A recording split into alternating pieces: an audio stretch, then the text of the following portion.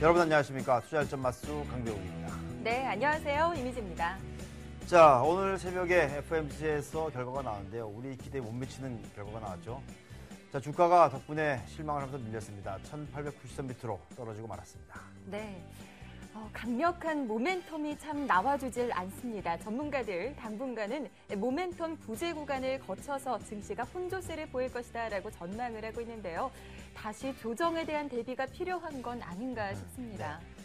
자, 요즘에 직접 투자하기 대단히 어려우시죠. 하지만 간접 투자하시는 분들도 상황은 만만치 않다라고 하는 얘기들이 나오고 있는데요.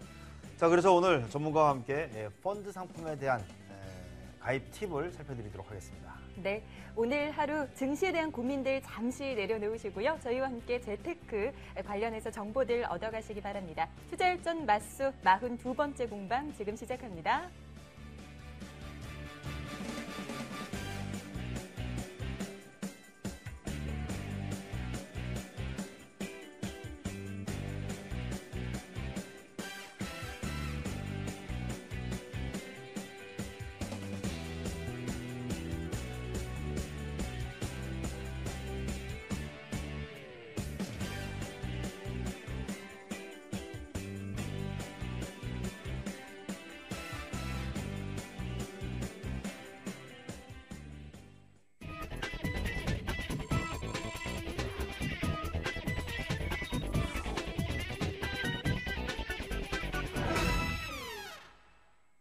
네, 투자일전 마수 목요일 순서 역시 화제 남녀로 문을 열겠습니다. 가장 먼저 오늘 시장에 있었던 이슈들을 정리해드리는 화제 랭킹으로 이어갈 텐데요. 5위부터 1위까지 소식들을 저희가 준비를 해봤습니다. 가장 먼저 5위를 차지한 이슈부터 열어보도록 하죠.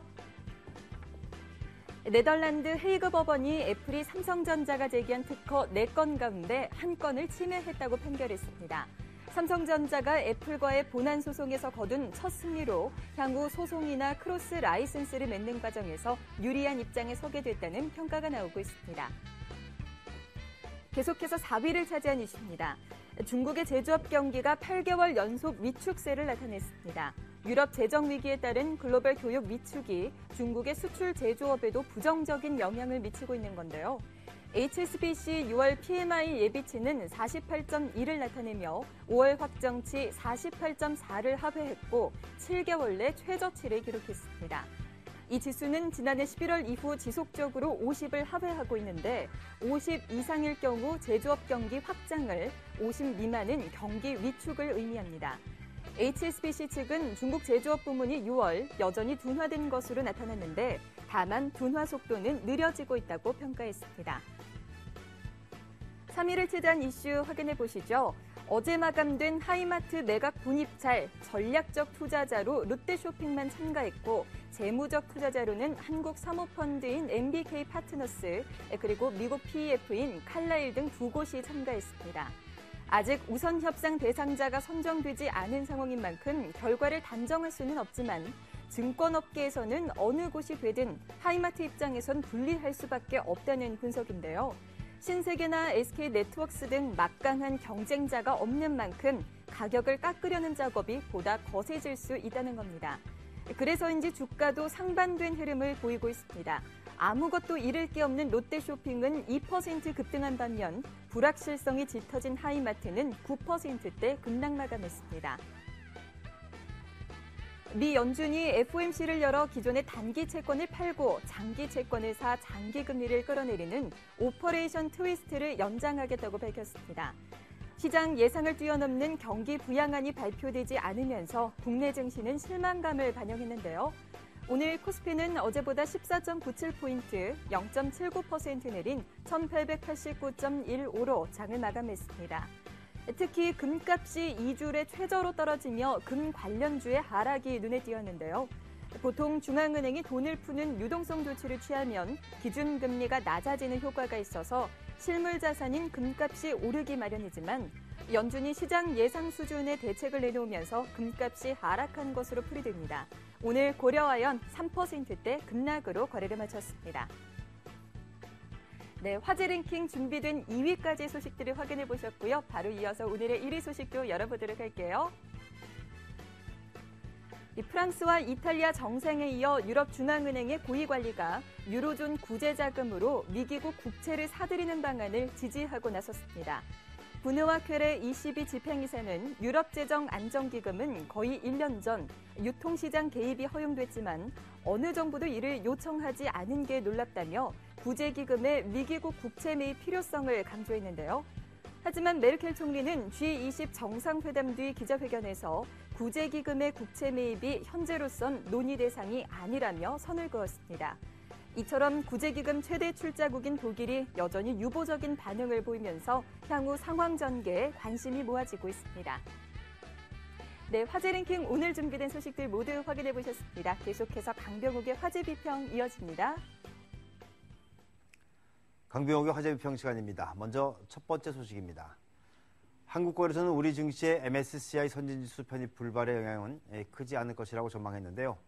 이 거래소는 MSCI 결정에 따른 시장은 미미할 것이라고 전망을 한다면서 한국 증시는 풍부한 유동성과 효율적, 안정적인 시장 제도를 갖추고 있을 뿐만 아니라 다수의 글로벌 기업이 상장되어 있는 경쟁력 있는 시장으로서 이미 많은 글로벌 투자자가 우리 시장을 선진 시장으로 인식하고 있다고 설명을 하고 있습니다. 자, MSCI 선진지수 편입 불발은 아쉽긴 합니다. 하지만 이 경제적 실질을 생각한다면 오히려 다행이라는 생각도 들기도 하는데요. 실속 없는 명분을 챙기기 위해서 우리 시장의 개방폭을 더 넓힐 필요는 없다는 생각을 하게 됩니다. 자, 두 번째 소식입니다. 이 부동산 시장의 침체가 장기화되면서 아파트 집단 대출의 연체율이 가파르게 상승하고 있다고 합니다. 아파트 계약자들과 건설사, 은행 간 분쟁이 빈발하면서 이 중도금과 잔금 연체 규모가 크게 늘고 있기 때문인데요. 이 집단 대출은 대부분 시공사가 보증을 선 만큼 당장 은행 부실로 이어질 가능성은 낮지만 부동산 경기가 계속해서 악화될 경우에 부실의 잠재 내관이 될 수 있다는 우려가 제기되고 있습니다. 그래요. 그동안 우리가 부동산에 너무 집중했던 것 같죠? 가격은 끝없이 오를 것 같지만 돈이 부족해지면 떨어지고 마는 것이죠. 자, 부동산 시장의 부진을 조금 더 각오해야 되는 것은 아닌지 걱정이 됩니다. 자, 세 번째 소식입니다. 사상 최악의 가뭄과 때이른 6월 폭염 등 이상기후가 계속되면서 기상 관련주들이 테마를 형성하면서 연일 들썩거리고 있습니다. 마땅한 투자처를 찾지 못한 개인 자금까지 가세하면서 상승폭을 키우는 모습인데요. 오늘은 비료 관련 업체들이 초강세를 보였습니다. 이 주식시장은 꿈을 먹고 자란다고 하죠. 그래요. 무한한 상상력을 발휘해서 종목을 찾아내곤 하는데요. 그래도 그 꿈의 기초에는 실적이 있어야 합니다. 실적이 없는 상승은 거품이 되는 것이죠. 자, 마지막 소식입니다. 중국 금융당국이 지난달 금리 인하를 단행했지만 기대한 만큼 시중 유동성 공급이 원활치 않은 것으로 나타남에 따라서 빠르면 7월 중에 은행 지급준비금을 인하할 것이라는 전망이 확산되고 있습니다. 자, 투자자분들께서도 이것만은 기억하셔야 될 것 같은데요. 금리 인하는 호재성 재료임에는 틀림없습니다. 하지만 경험적으로 중앙은행에서 금리를 인하할 때 주가가 좋은 경우는 별로 없었습니다. 왜냐하면요, 신용 창출이 그만큼 되지 않기 때문인데요. 금리 인하가 막바지 국면에 가야지 주가가 오른다는 것을 알아야 합니다. 자, 추가 인하의 가능성이 있을 때는 아직은 아니올 시다입니다. 지금까지 화제 남녀였습니다.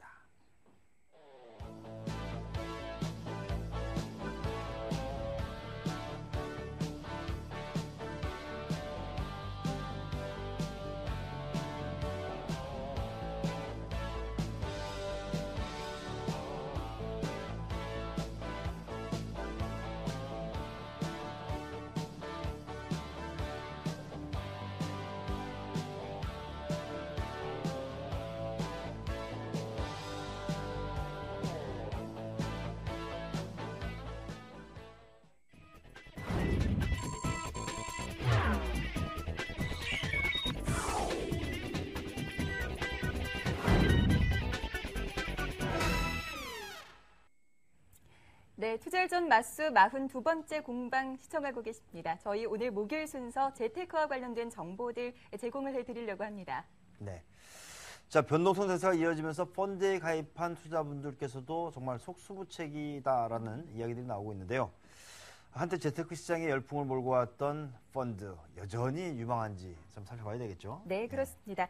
자, 과연 효과적인 펀드 투자 방법은 어떤 것일까요? 오늘 함께 해주실 분 소개해드리겠습니다. 현대증권 투자컨설팅센터 PB 리서치팀의 배성진 연구위원 자리하셨습니다. 어서 오세요. 어서 오십시오. 예. 자, 재테크 하면 가장 먼저 떠오르는 것이 펀드였는데요. 역시 재테크의 가장 필수적인 상품이 아닌가라는 생각을 하게 됩니다. 하지만 여전히 매력이 있는 것인지 알아봐야 될 것 같은데요. 먼저 오늘의 주제부터 보시겠습니다.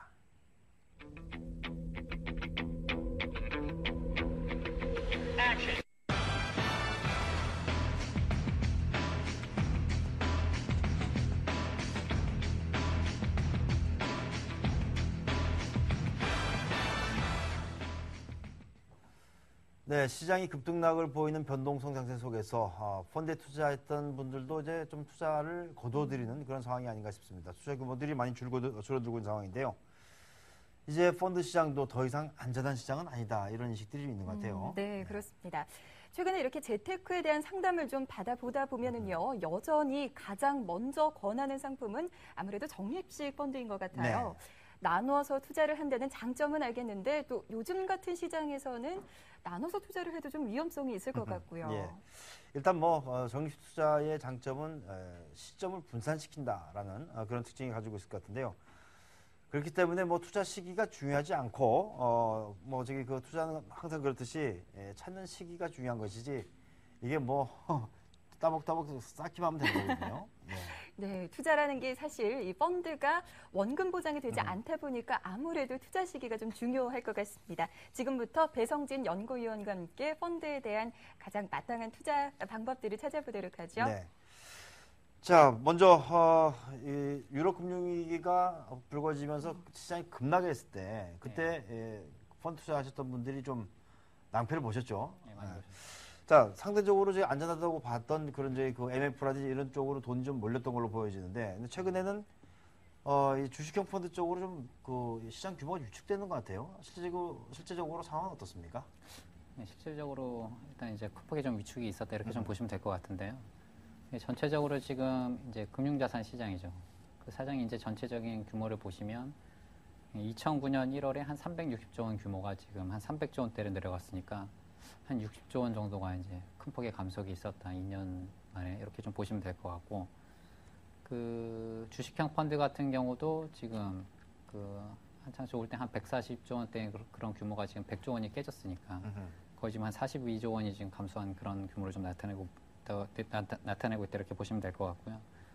그다음에 이제 안정형 상품이 들어가 있는 주식 혼합형이나 채권 혼합형 같은 경우도 각각 한 3조 원, 7조 원 이렇게 좀 규모가 좀 줄어들었습니다. 근데 반면에 지금 보시게 되면은 채권형 같은 경우는 그 규모가 한 15조 원 정도 오히려 좀 큰 폭으로 좀 많이 증가를 했고요. 예.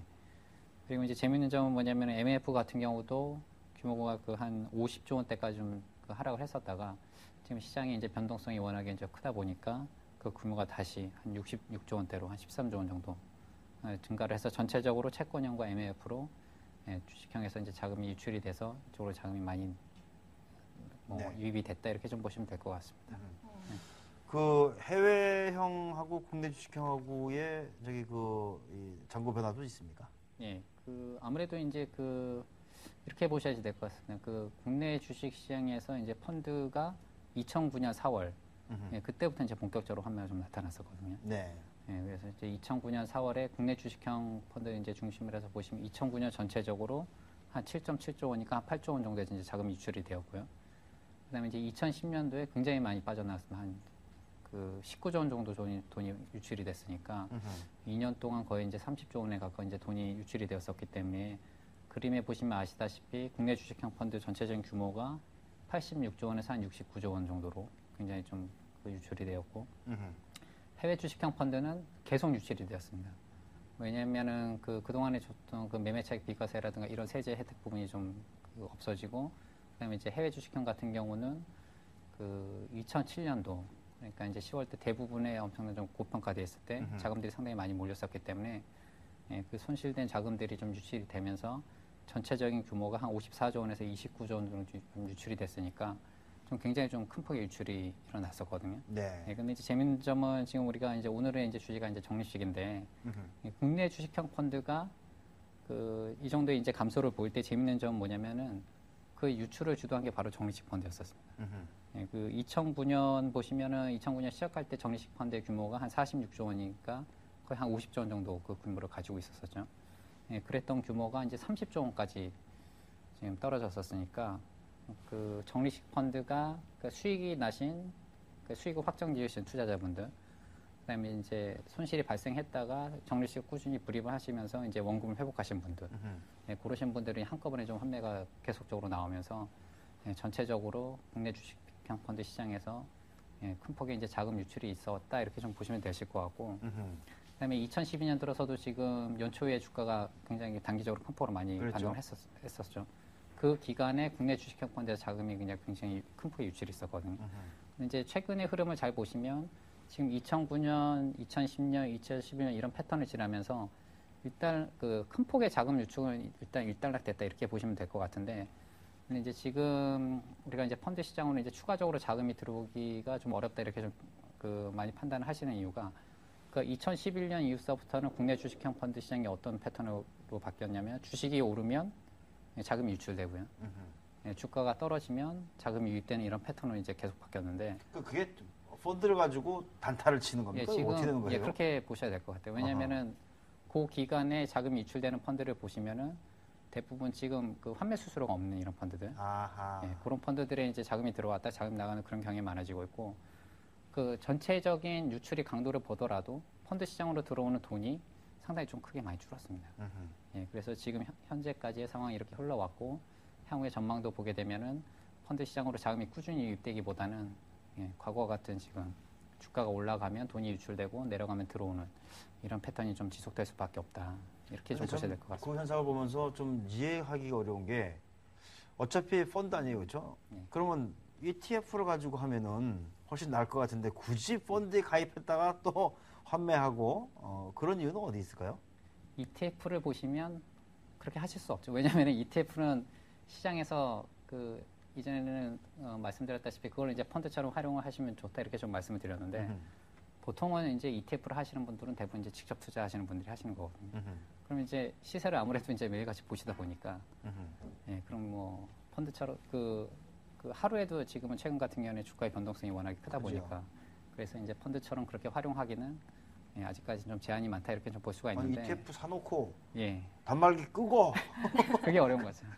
그런가요? 근데 이제 그래서 적립식이 과거에는 그냥 뭐 일반 그 주식을 대상으로 하다가 지금 이제 교수님 말씀하셨듯이 그 ETF 종목을 가지고 그 펀드로 싸는 거죠, 랩 형식으로.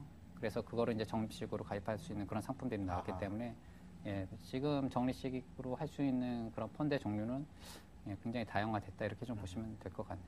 알겠습니다. 네. 이 펀드가 같은 상품이라도요, 일시에 돈을 넣는 거치식이 있고요, 또 적금처럼 이렇게 나누어 넣는 적립식이 있는데, 거치식과 적립식의 구체적인 차이점도 좀 알고 싶고요, 장단점도 좀 알고 싶은데요. 그 과거에는 이랬습니다. 그 적립식의 가장 큰 장점은 뭐 이런 거죠. 이제 비용 단가를 낮출 수 있다. 그래서 이제 주가가 계속 빠지는 국면에 우리가 이제 적립식 펀드를 가입을 하면, 뭐 예를 들자면 이런 거죠. 삼성전자가 오늘 100만 원을 하고 있었는데 이제 100만 원을 한 주를 이번에 살 수가 있었지만, 다음 달에 만약에 삼성전자 주식이 50만 원으로 내려갔다고 한다면은 그 주식은 이제 두 주로 예, 두 주를 이제 살 수가 있기 때문에, 그렇게 되면은 이제 주가가 회복할 때 시기에 수익을 이제 빠르게 좀 회복할 수 있으니까, 그래서 이제 적립식의 효과가 굉장히 크다 이렇게 볼 수가 있었는데, 그런 것 같아요. 지금 이제 적립식이 좋으냐, 거치식이 좋으냐, 그걸 이제 논하시는 분들이 많으신데, 결론부터 말씀드리면 당연히 이제 적립식이 좋습니다. 그렇죠. 예. 근데 이제 거치식이 좋은 경우는 뭐 이런 경우죠. 그 과거에 보시면은 이제 미국의 다우존스 지수가 90년대 초반에 2,000포인트에서 10년 만에 이제 10,000포인트까지 상승을 했으니까, 그런 경우에는 적립식이 이제 아주 불리하겠죠. 그렇죠. 주가가 계속 높은 수준으로 가는데 적립식 같은 경우는 이제 살 수 있는 단가가 높아질 수밖에 없으니까. 근데 이제 그런 지금 시장을 기대하기는 어렵고, 변동성이 계속된다는 이런 시장을 지금 우리가 가정하고 있기 때문에, 이런 시장 하에서는 누가 보더라도 거치식보다는 적립식이 유리할 수밖에 없다. 이렇게 보시는 게 좀 맞을 것 같습니다. 그러면 뭐 좋다 이야기만 할 것이 아니고 뭐 실제로 뭐 그 검증이 돼야 될 거 아닙니까, 그렇죠? 예. 예. 그래서 지금 그 적립식을 하실 때 예, 지금 그 수익 부분에서 검증하기 전에 지금 이제 그 투자 방법을 한 가지 더 말씀드리면 오늘 이제 그 펀드 클래스에 대해서 한 가지 좀 말씀을 드리고 싶으신데요. 대부분 이제 그 펀드 투자를 지금 많이 하셨던 분들 같은 경우는 이제 펀드 클래스에 대한 이해가 이제 충분히 있으신데, 뭐 이제 지금 이제 새롭게 투자를 하시겠다고 하시는 분들은 펀드명을 잘 보시면 뭐 종류 A형, 뭐 B형, 뭐 C형, 뭐 그다음에 이제 뭐 E형 여러 가지가 있기 때문에 처음 가입하시는 분들은 이런 거에 대한 이해가 좀 부족하실 수가 있거든요. 그래서 실제 사례를 한번 제가 이제 가지고 왔으니까 네. 그걸 한번 보면서 같이 한번 보시면 우리가 이제 펀드 클래스 예를 들어서 이제 종류 A형이라고 한다면은 거기 잘 보시면 아시다시피 그 선취 판매 수수료가 있는 겁니다. 그러니까는 그 총 보수라는 개념은 뭐 이런 거죠. 그 매년 떼야 되는 게 이제 우리가 생각하는 보수의 개념이고, 예. 그다음에 이제 선취 수수료가 있느냐 없느냐에 따라서 그거는 이제 한 번만 떼게 되는 거니까. 그러면은 만약에 이제 적립식 펀드를 투자를 한다고 하시는 분들 같은 경우에는 선취 수수료가 있는 게 좋겠습니까? 없는 게 좋겠습니까? 적립 투자 글쎄요. 그건 딱 안 해봤는데 생각을. 예, 그 다음 그림을 좀 같이 보시면 그 종류 A형 같은 경우는 지금 그 수수료가 1%고 투자 신탁 보수가 연간 뭐 그 1.75%로 나와 있으면 총 보수가 이제 2.75%가 되기 때문에 그러면은 첫 해만 1%를 떼고 다음 해서부터는 1.75%씩만 떼면 되기 때문에 장기 투자하시는 분들은 이렇게 가시는 게 유리한 거죠. 선취 수수료가 낮다. 예. 근데 이제 그 종류 그냥 C형을 가입하시는 투자자들 같은 경우에는 그냥 총 보수 자체가 2.2%로 돼 있기 때문에 매년 이 정도 이제 자금을 그 보수를 내셔야 하기 때문에 뭐 단기 투자를 하실 거면 이렇게 가시는 게 낫겠지만 장기 투자를 원하신다면은 어차피 이제 적립식 장기식으로 우리가 갈 수밖에 그렇죠. 없기 때문에 그랬을 경우에는 이제 종류 A형을 선택하시는 게 좋으실 것 같고, 그다음에 이제 지금은 펀드가 어떻게 바뀌고 있냐면은 그 그림에 보시면 아시다시피 1년 차에는 총 보수가 뭐 1.75%, 그다음에 2년 차에는 1.7%, 그다음에 이제 3년 차에는 1.65%, 4년 차에는 1.6% 이렇게 장기 투자를 하면 할수록 보수를 좀 낮춰주고 있기 때문에 적립식으로 장기적으로 이제 투자를 하신다면 보수 측면에서는 보수가 절감되는 그런 효과. 우리가 지금 그 전문가들이 얘기하는 그 CDSC라는 그런 효과가 있기 때문에 이런 것들을 좀 아시고서 그 종류형을 선택하신 다음에 이제 투자를 하시는 게 좋다. 이렇게 좀 설명드리고 싶습니다. 그럼 결론적으로 이 종류라고 하는 것은 수수료를 어떤 식으로 그 떼느냐에 따라서 그 구분하는 거네요. 맞습니다. 그렇군요. 예. 알겠습니다. 자, 근데 뭐 제가 알고 있기로는 인류가 고안해낸 투자 방법 중에서 가장 훌륭한 것이 이제 적립식 투자다라고 이제 알고 있는데 연초 이후에 그 이 펀드 수익률 움직임을 보면은 적립식보다는 거치식이 더 높았다 이런 저기 그 이야기들이 있는 것 같은데요. 지금은 거치식이 더 좋은 상태입니까? 투자하기가? 예, 그렇지 않습니다. 그 지금 이제 단수 수익만 놓고 보면 그 종합주가지수가 거의 뭐 보합 범위 내 지금 6개월만 놓고 보면 변동성 자체는 굉장히 높았지만 거의 보합 범위 내에 있었거든요. 그렇죠. 예, 그렇기 때문에 지금 6개월만 수익률 놓고서 이제 뭐 거치식이 적립식보다 더 좋다 이렇게 이야기는 할 수가 없고, 실질적인 사례를 제가 한번 그 보고서 말씀드리면 만약에 그 우리가 이제 시기를 알 수 없기 때문에 적립식으로 이제 투자하라 이렇게 좀 말씀을 그렇죠. 하지만 그 제가 앞부분에 말씀드렸다시피 가장 좋은 거는 주가가 빠질 때 이제 적립식으로 불입을 하면 그 효과가 가장 높아질 수는 있거든요. 그래서 보시게 되면은 2000년도 이후에 지금 이제 주가가 급락했던 적이 한 3번 정도 있었는데, 그래서 보시면 2000년 1월에서 2002년 3월까지 그 기간에 이제 적립식을 투자를 하시고, 그다음에 2002년 3월에서 2004년 2월, 그다음에 이제 2007년 10월에서 2011년 7월까지 적립식을 뭐 투자를 하셨다면 지수 수익률 같은 경우는 거의 뭐 마이너스나 이제 보합권에 있었는데, 적립식 수익률 같은 경우는 보시면 이제 2000년 1월에서 2002년 3월까지는 거의 한 40% 정도 수익이 났었고, 이게 이제 연평균 수익률로 따져 봤을 때는 거의 뭐 한 18%, 첫 번째 기간에서는, 그다음에 이제 두 번째 기간에서는 한 13%, 세 번째 기간에서도 연평균은 한 8.5% 정도 수익이 났으니까 거의 은행 예금의 거의 3배 정도 이상 되는 그런 평균 수익률을 냈다 이렇게 보시면 될 것 같거든요. 그래서 지금 이렇게 이제 낮은 변동성 하에서 적립식 투자가 뭐 거치식보다 수익률이 안 좋다 이거는 좀 말이 안 되는 것 같고요. 그렇죠. 이런 변동성 이후에 만약에 시장의 방향성이 어디로 가느냐에 따라서 이제 수익률 차별화가 나타날 수 있다. 이렇게 이 점을 좀 주의를 하셔야 될 것 같고, 근데 지금은 이제 전문가들이 과거와 달리 이제 적립식은 무조건 해라 이렇게 권하지가 않는 이유가 뭐냐면은 만약에 이제 적립된 불이익 금액이 굉장히 크면 나중에 추후로 이제 불이익되는 금액은 뭐 희석 효과가 나타나기 때문에 최근에는 이제 보시면 주식시장에 어떤 현상이 나타나냐면은 뭐 계단식으로 계속 올라가죠. 계단식으로 올라가다가 한 번에 주가가 이제 한 방에 이제 빠지는 이런 현상들이 비일비재하게 일어나고 있기 때문에 만약에 그 구간에서 이제 수익을 어느 정도 내셨다면 환매를 하지 않으면 그 수익률을 다 까먹게 됩니다. 그 그림을 잘 보시면 2003년도서부터 이제 국내 주식시장이 꾸준히 상승을 했거든요. 그래서 보시게 되면은 뭐 2006년 6월까지 한 142%의 수익이 나셨다가 이제 금융위기가 오면서 이제 주가가 이제 급락을 했었죠. 근데 그 기간에 보시면은 적립식도 거의 뭐 한 56% 정도 수익이 발생을 했는데 환매를 안 하셨다면 이게 거의 0%까지 같이 빠지는 그런 현상이 나타난 거거든요. 그러니까 주가가 빠지는 시기에서는 이제 우리가 적립식도 그냥 환매를 전부 다 하셔서 다시 또 주가가 빠질 때 그 구간에서 적립식 다시 불입을 하시면 수익을 극대화할 수 있는 그런 효과가 나타날 수가 있거든요. 예, 근데 이제 실질적으로 이제 우리가 주가가 언제 빠지고 오르는 거를 모르기 때문에 그거 결과론적으로 예. 이제 이야기하면 안 되는 거죠. 예, 그래서 이제 요런 사례를 보고서 이제 제가 생각한 방법은 이런 거죠. 이제 시기를 알 수 없기 때문에 이제 꾸준히 불입을 하면서 본인만의 목표 수익률을 정하는 게 좋습니다. 그래서 나는 이제 뭐 7%가 달성을 하면 환매를 하겠다. 뭐 10%가 달성을 환매를 하겠다. 그러니까 이런 전략을 세우시면 시장 상황과 상관없이 어느 정도 수익이 달성하면 무조건 환매를 하셔서 또 그 돈을 다시 불입을 하시면 그러면은 최대한 리스크가 분산이 되면서 이익을 꾸준히 낼 수 있기 때문에 그런 전략을 취하시는 것이 굉장히 중요하다. 그렇게 보시면 좀 될 것 같습니다. 네. 자, 그럼 지금부터는 적립식 펀드 가입 팁에 대해서 구체적으로 좀 알아보도록 할게요. 이 적립식 펀드 아무래도 아직까지도 주식형으로 많이들 가입을 하시는 것 같은데요. 뭐 그런 것 같아요. 그러니까 적립식을 지금 이제 주식형으로 이제 하는 게 좋은 것이냐, 아니면 이제 혼합형으로 하는 것이 좋은 것이냐 이렇게 볼 수가 있겠는데, 적립식에 투자를 한다는 것 자체는 우리가 이제 어느 정도 리스크를 감수를 하지만 그 리스크를 이제 분산을 한다는 그런 개념이 들어가 있는 거거든요.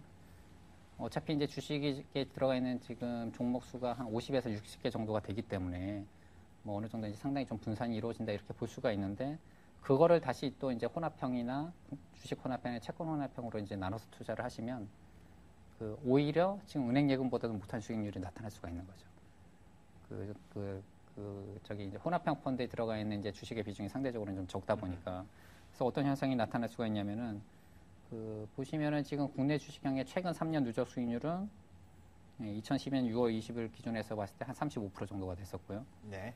근데 이제 혼합형 같은 경우는 뭐 주식 혼합형 같은 경우는 이제 17.3% 채권 혼합형까지 포함을 해서, 그다음에 이제 국내 채권형 같은 경우는 16%인데, 그래서 이제 연평균 수익률로 따져보면은 이제 국내 혼합형 같은 경우는 연평균 수익률 한 5.5% 정도가 나타났거든요.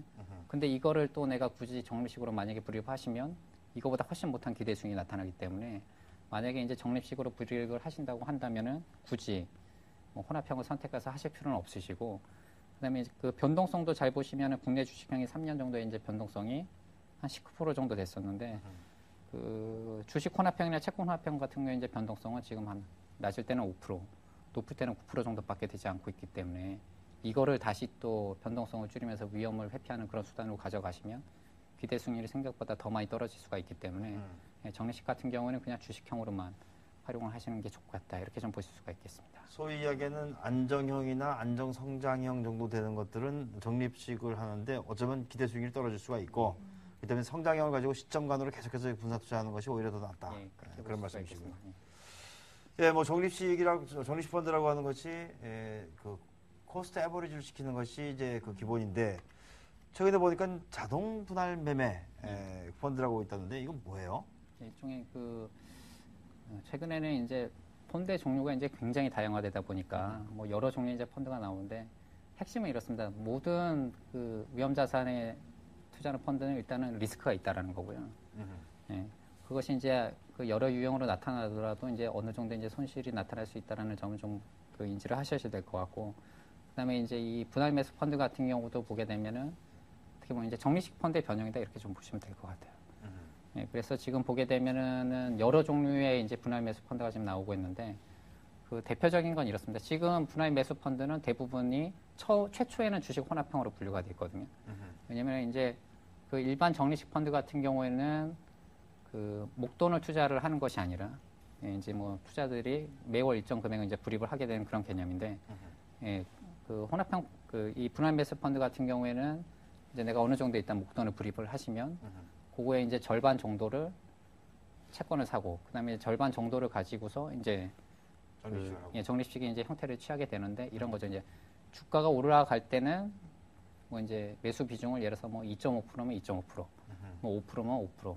그러니까 요 정도 이제 비중을 가져가고 주가가 떨어지는 국면에서 일반 적립식 같은 경우는 뭐 10%면 10%씩 사게 되는데 이 분할 매수 펀드 같은 경우는 5%를 사고 떨어지면 그 비중을 더 늘리고 이런 전략을 취하면서 또 주가가 어느 정도 상승을 하면 다시 그 주식 비중을 줄이고 이런 전략을 취하고 있기 때문에 근데 이제 혼합형 이 분할 매수 펀드 같은 경우에는 가입을 하시기 전에 그 투자 설명서를 좀 잘 읽어보셔야 되는 게 그 여러 종류가 있습니다. 왜냐하면 이제 그 기간마다 이제 매수하는 비중이 틀리고 올라갔을 때 어느 시점에서 이제 매도하느냐에 따라서 그 수익률 차별화가 좀 많이 나타날 수가 있거든요. 그래서 실질적으로 지금 분할 매수 펀드도 보시게 되면은 최근 1년간 수익률이 뭐 손실이 큰 것들은 뭐 마이너스 20% 이상 난 것도 있고요. 주식 혼합형으로 분류가 됨에도 불구하고. 근데 이제 수익률이 괜찮은 펀드 같은 경우에는 올해 이제 플러스 3.7% 정도 수익이 난 펀드가 있기 때문에 어떤 펀드를 선택하느냐에 따라서 지금 이 혼합형 펀드 같은 경우도 이제 수익률이 크게 이제 차별화가 나타나기 때문에 어떤 전략을 취하고 그다음에 이제 어떤 방식으로 이제 현금화를 시키는지 이런 부분에 대해서 좀 체크를 하시고 가입하시는 그런 전략을 좀 가져가셔야 되겠다. 그렇게 좀 보실 수가 있겠습니다. 이 그 자동 분할 매매 펀드라고 하는 것이 제가 지금 말씀을 들어보니까 결국은 이제 동적 자산 배분을 하는 그렇다고 그런 펀드 내용이죠. 이게 사람의 판단이 들어가면은 오히려 조금 더 저기 이 수익률이 떨어질 가능성도 배제할 수 없을 것 같은 생각이 드는데. 지금 그래서 그 실질적으로 그 제가 이제 오늘 자료는 가지고 나오지 않았지만 최근 1년간의 이 혼합형 펀드하고 일반 주식형으로 그냥 일반 적립식으로 투자를 했을 때 일반 적립식 펀드의 수익률이 결코 못하지 않았었거든요. 그렇죠. 그래서 그 혼합형 펀드도 지금 이제 수익률이 굉장히 좀 차별화가 많이 나타나고 있기 때문에 또 그런 리스크가 있습니다. 그 주가가 우리가 이제 계속적으로 빠진다고 가정을 하지 않는 이상은 이쪽이 이제 굉장히 유리하다 이렇게는 말을 할 수가 없거든요.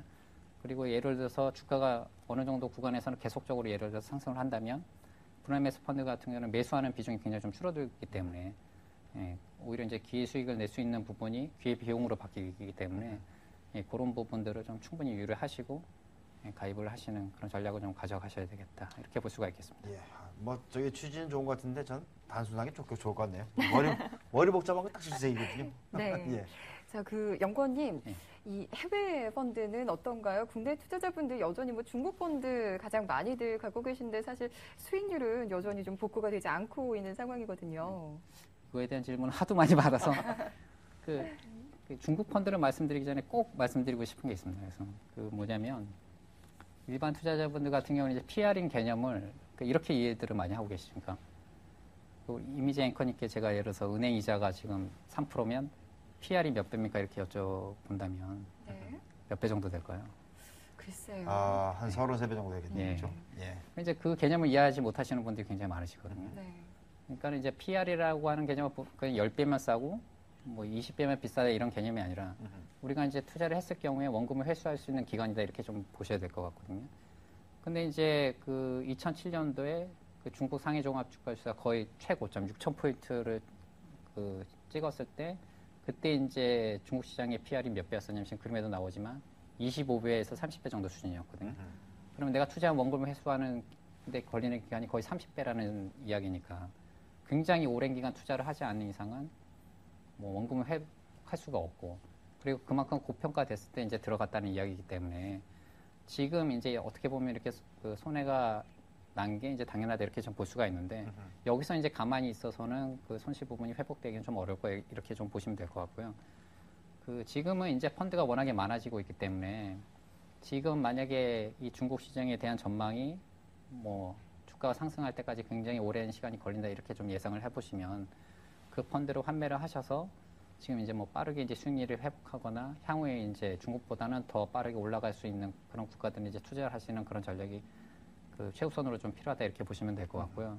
예, 두 번째로는 만약에 이 펀드로 환매를 하시기 싫으시다면 그 기존의 이제 그 투자 방법은 그대로 유지를 하시고 이 펀드에 그다음에 이제 적립식이라든가 이런 방법을 동원해서 주가가 어느 정도 회복할 시기 이제 손실을 줄이고 그다음에 이제 환매를 하는 그런 방법들이 있기 때문에 그런 전략으로 가져가셔야지 그냥 가만히만 있어서는 뭐 원금을 회복하기는 약간 기대 난망이다 좀 이렇게 보시면 좀 되실 것 같고 또 하나 이제 그 팁을 하나 더 드리면 올해 사실상 일반 투자자들이 거의 인지를 못 하시는데 올해 가장 높은 수익을 내고 있는 국가가 어디냐면 베트남입니다.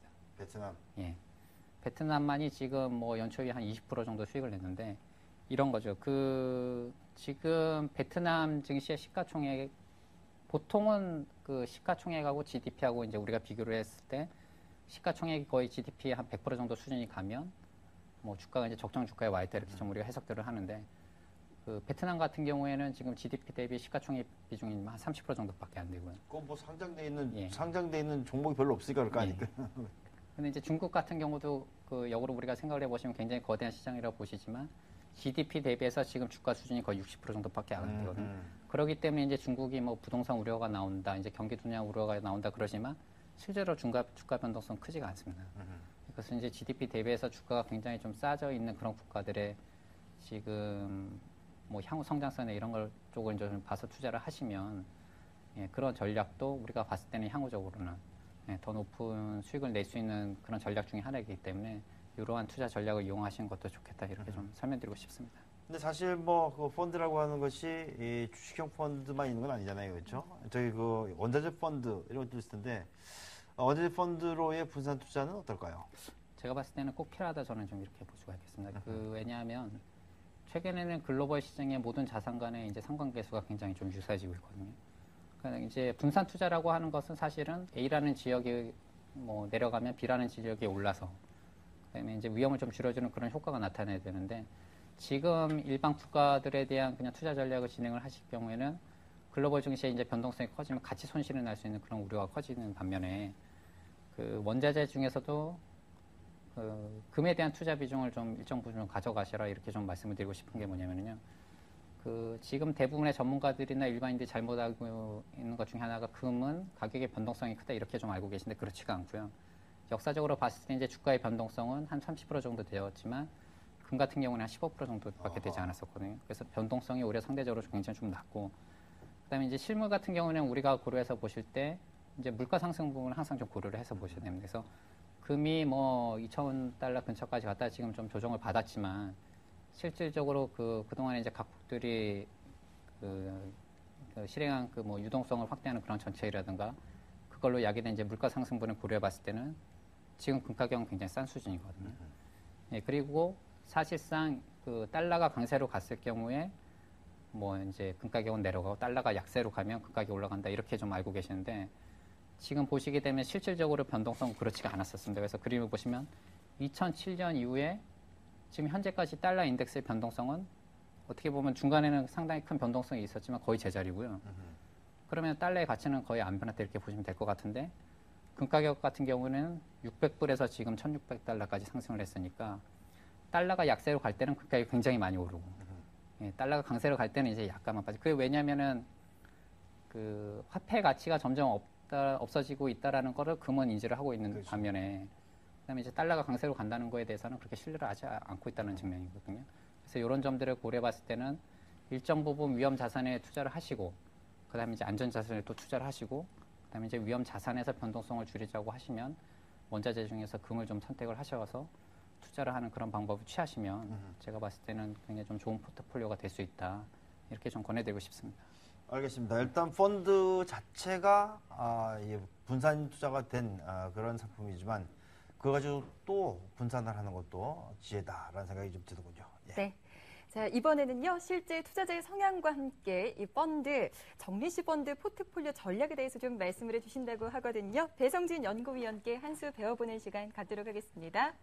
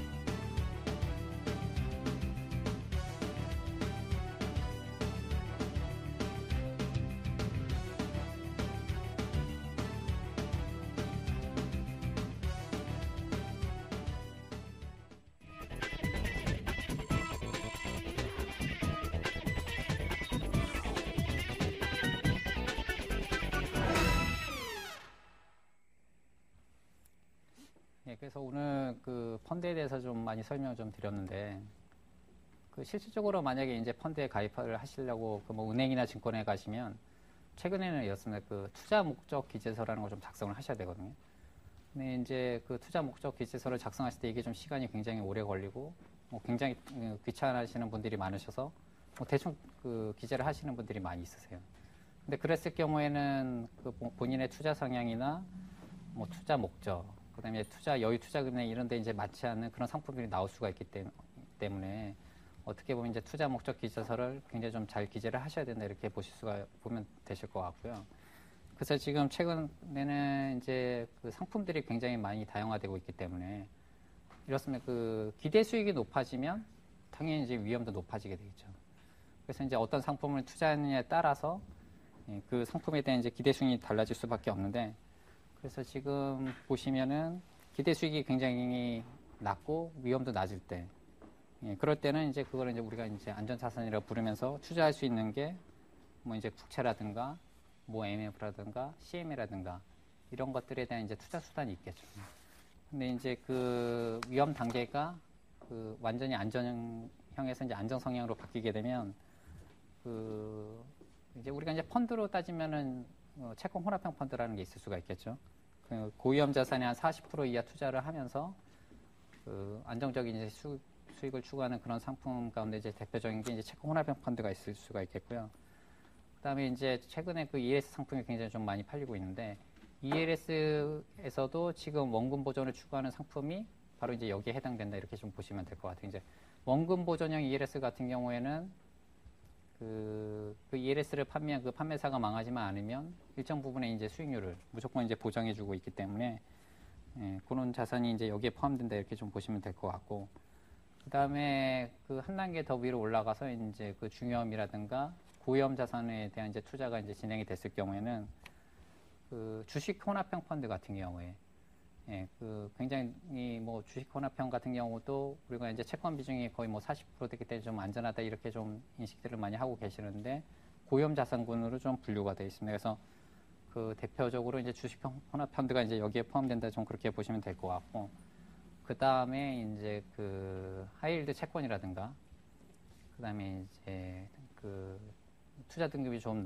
낮은 이제 회사차라든가 이런 데 이제 투자하는 펀드 같은 경우가 여기 이제 대표적으로 해당된다 이렇게 좀 보시면 될 것 같고, 그 다음에 이제 대부분 이제 주식 투자를 좀 하시고 계시기 때문에 뭐 주식 투자라든가 선물 옵션이라든가 기타 파생이라든가 이제 원금 비보장의 ELS가 뭐 대부분은 이제 초고위험 상품에 해당이 되는 거죠. 그래서 이제 그 대부분 주식형 펀드에 이제 가입을 하신다는 그런 투자들 같은 경우에는 대부분 이제 이쪽 성향이 이제 맞다 이렇게 좀 보시면 될 것 같은데, 그 보통은 그 그러니까 안정적인 수익을 원함에도 불구하고 그냥 일반 주식형 펀드를 활용하시는 경우가 많이 있거든요. 그래서 이제 투자 목적 기재석상에는 그 이쪽을 이제 성향이 이렇게 나오시더라도 지금 최근에 이제 시장 변동성이나 이런 점을 고려해 봤을 때는 우리가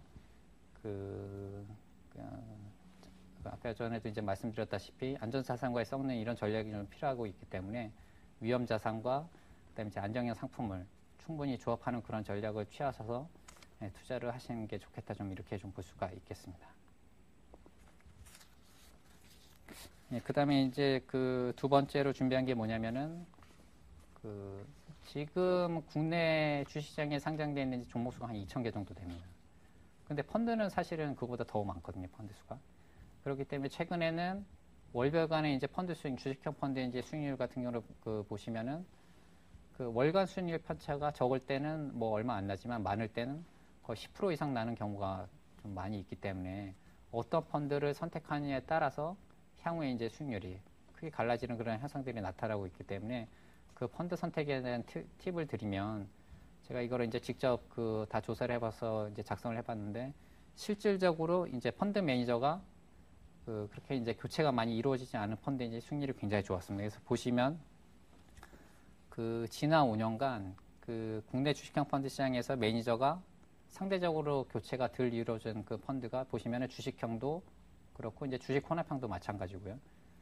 그래서 이제 수익률이 굉장히 높았던 A그룹 같은 경우에 보시면은 주식형이 77.8%, 그다음에 이제 주식 혼합형 같은 경우에도 52.5%의 수익을 달성을 했는데, 펀드 매니저 교체가 많았던 이제 펀드 같은 경우에는 평균적으로 주식형 같은 경우에도 65.9% 좀 많이 떨어지고 있고요.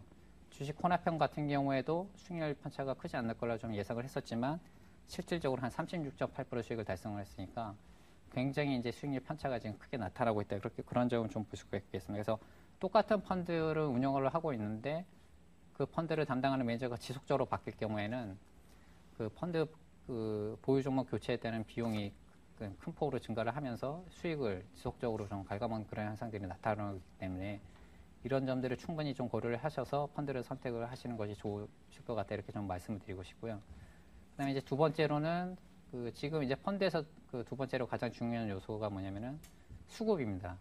그 펀드에서 지금 수급이 개선이 좀 안 이루어지고 있고 최근에 패턴이 계속적으로 이제 지수가 상승하면 돈이 나가고 지수가 하락하면 이제 돈이 들어오는 이런 패턴을 좀 보이고 있는데 그 와중에서도 그 어떤 특정 펀드로 자금이 꾸준히 유입될 때는 그 펀드의 수익률이 상당히 좋아지는 그런 효과가 있었습니다. 그래서 보시면 아시다시피 그 지난 3년간 그 펀드에서 자금 유출이 가장 컸었던 경우, 그러니까 마이너스 한 3조에서 한 마이너스 2.7조까지 돈이 계속 빠져나갔을 때는 3년 평균 수익률이 불과 49%에 불과했었는데요. 그 3년간의 이제 설정액이 오히려 마이너스 플러스로 전환할 때는 그 그림에서 보시면 아시다시피 수익률은 한 90%에서 100%. 그러니까 이제 수익률 편차가 거의 50%포인트까지 이제 바뀌었기 때문에 이렇게 이제 펀드 매니저 교체라든가 그다음에 자금이 꾸준히 유입되는 이런 펀드를 충분히 좀 선택을 하셔서 좀 대응을 하실 걸로 이제 권해드리고 싶고요.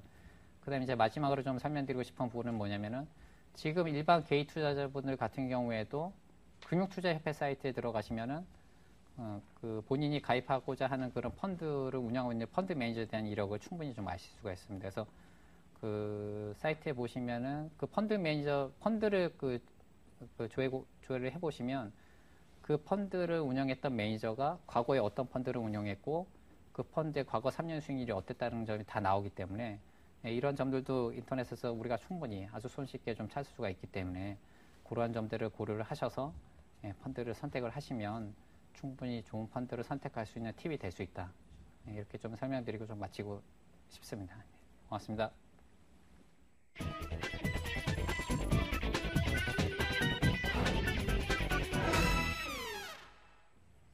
네, 적립식 펀드 포트폴리오 구성에 대한 전략까지 확인해 봤는데요. 오늘 이 시간 현대증권 투자컨설팅센터 PB 리서치팀의 배성진 연구위원께서 수고해 주셨습니다. 고맙습니다. 고맙습니다. 감사합니다. 네. 자, 오늘은 적립식 펀드 활용에 대해서 살펴봤는데요. 그 밖에도 재테크 관련된 상담을 받고 있죠? 네, 그렇습니다. 저희 게시판 언제나 열려 있으니까요. 저희 게시판에 궁금한 사항들 올려주시기 바랍니다. 지금까지 적립식 펀드 활용 방법에 대해서 알아봤습니다.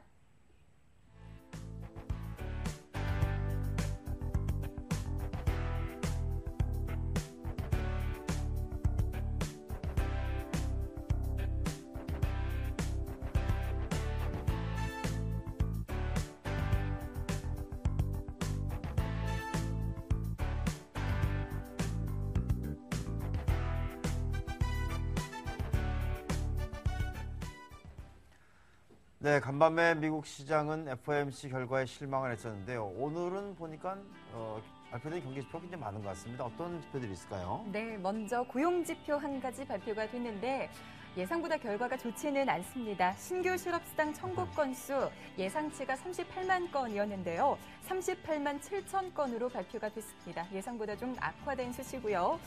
오늘 밤에 주택가격지수 그리고 경기 선행지수도 발표가 예정돼 있으니까요. 함께 체크해 놓으시기 바랍니다. 네, EU 정상회담에 앞서서 EU 재무장관 회담이 있다고 하니까요. 그 회담에도 좀 관심을 가지시기 바라겠습니다. 네, 투자일전 맞수 목요일 순서 오늘 여기서 마무리해야 할 것 같네요. 저희는 다음 주 월요일에 증시 콘서트 호불호로 여러분 찾아뵙겠습니다. 교수님 인사드릴 네. 시간이네요. 여러분 편안한 밤 보내세요. 굿나잇. 굿럭.